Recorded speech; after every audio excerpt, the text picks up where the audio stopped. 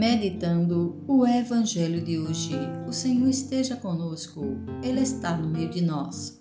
Proclamação do Evangelho de Jesus Cristo segundo São Mateus. Glória a vós, Senhor. Evangelho de Mateus, capítulo 13, versículo 24 ao 30. Jesus apresentou-lhes outra parábola. O reino dos céus é como alguém que semeou boa semente no seu campo. Enquanto todos dormiam, veio seu inimigo, semeou joio no meio do trigo e foi embora. Quando o trigo cresceu e as espigas começaram a se formar, apareceu também o joio. Os servos foram procurar o dono e lhe disseram: Senhor, não semeaste boa semente no teu campo? De onde vem, então, o joio? O dono respondeu: Foi algum inimigo que fez isso. Os servos perguntaram ao dono: Queres que vamos retirar o joio? Não, disse ele. Pode acontecer que, ao retirar o joio, arranqueis também o trigo. Deixai crescer um e outro até a colheita. No momento da colheita, direi aos que cortam o trigo: retirai primeiro o joio e amarrai-o em feixes para ser queimado. O trigo, porém, guardai-o no meu celeiro. Palavra da salvação. Glória a vós, Senhor. Por essa palavra, o Senhor perdoa os nossos pecados e nos conduz à vida eterna. Amém. Deixai crescer um e outro. Hoje, consideramos uma parábola como uma ocasião para referir-nos à vida da comunidade onde se misturam continuamente o bem e o mal, o Evangelho e o pecado. A atitude lógica seria acabar com esta situação, tal como o pretendem os servos. O dono respondeu: Foi algum inimigo que fez isso. Os servos perguntaram ao dono: Queres que vamos retirar o joio? Mateus 13, 28. Mas a paciência de Deus é infinita. Espera até o último momento, como um pai bom. A possibilidade de mudança. Deixai crescer um e outro até a colheita. Mateus 13, 30. Uma realidade ambígua e medíocre, mas nela cresce o reino. Trata-se de sentir-nos chamados a descobrir os sinais do reino de Deus para potencializá-lo. E por outro lado, não favorecer nada que ajude a contentar-nos na mediocridade. No entanto, o fato de viver em uma mescla de bem e de mal não deve impedir o progresso em nossa vida espiritual. O contrário seria converter nosso trigo em intriga.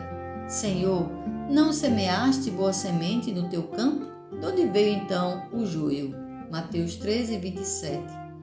É impossível crescer de outro modo, nem podemos procurar o reino em nenhum outro lugar, senão nesta sociedade em que vivemos. Nossa tarefa será fazer com que nasça o reino de Deus. O Evangelho nos chama a não acreditar nos puros, a superar os aspectos de puritanismo e de intolerância que possam existir na comunidade cristã. Facilmente ocorrem atitudes deste tipo em todas as coletividades, por mais sadias que tentem ser. Em frente a um ideal, temos todos a tentação de pensar que alguns já o alcançamos e que outros estão longe. Jesus constata que todos estamos no caminho, absolutamente todos. Vigiemos para que o maligno não se introduza em nossas vidas, coisa que ocorre quando nos acomodamos ao mundo. Dizia Santa Ângela da Cruz que não devemos dar ouvidos a vozes do mundo e que em todos os lugares se faz isto ou aquilo. Nós sempre fazemos o mesmo, sem inventar variações e seguindo a maneira de fazer as coisas, que são um tesouro escondido. São as que nos abrirão as portas do céu. Que a Santíssima Virgem Maria nos conceda acomodar-nos somente ao amor. Pensamentos para o Evangelho de hoje. Quando o mal tem gangrenado a multitude, não tem mais remédio que doer-se e gemer. Corrigir com amor quando se pode, e quando não se pode corrigir, sofrer com paciência até que a correção venha do alto. Santo Agostinho. Jesus nos ensina a ver as coisas com realismo, cristianismo e a afrontar cada problema com claridade de princípios, mas também com prudência e paciência. Isto supõe uma visão transcendente da história, no que se sabe que tudo pertence a Deus. São João Paulo II. No dia do juízo, no fim do mundo, Cristo virá na sua glória para completar o triunfo definitivo do bem sobre o mal, os quais, como o trigo e o joio, terão crescido juntos no decurso da história. Catecismo da Igreja Católica, número 681. Oremos. Senhor Jesus Cristo, cremos que Tu és o Filho de Deus, Tu és o Messias, vindo de carne para destruir as obras do demônio.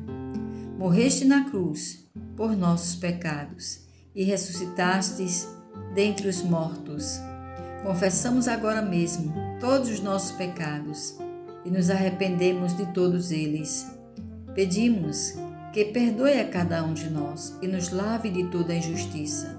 Cremos no Teu sangue precioso que lava a todos nós de todos os pecados, principalmente quando confessamos os nossos pecados a um sacerdote no sacramento da penitência.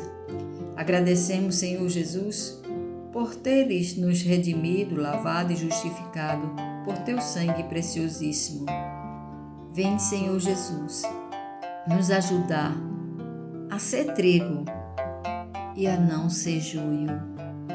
Fazer com que esse trigo cresça cada vez mais em nossas vidas e que possamos ter o discernimento, ter forças para poder eliminar, nos desviar desse joio que muitas vezes aparece em nossos caminhos.